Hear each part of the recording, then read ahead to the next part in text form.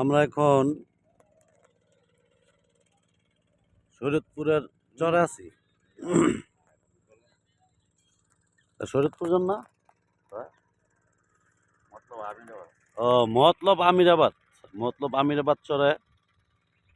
এটা হইলো নদীর শাখা, মেঘনা নদীর শাখা ঢুকছে যে। মাশাল্লাহ, কি সুন্দর।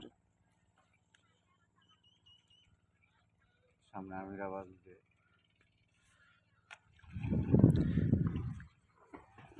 ওই পারে আমিরাবাদ। আমরা চরে, দেখেন চরে কত গরু।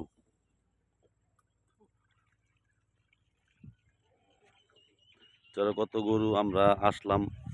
আপনারা আসতে পারেন, যার যার ইচ্ছে হয়, যার যার ইচ্ছে হয় চলে আসবেন। খুব ভালো লাগবো, কিন্তু খাবার দাবার সাথে নিয়ে আসবেন। এখানে হোটেলের কিছু নাই, খাবার দাবার সাথে নিয়ে আসতে হইব।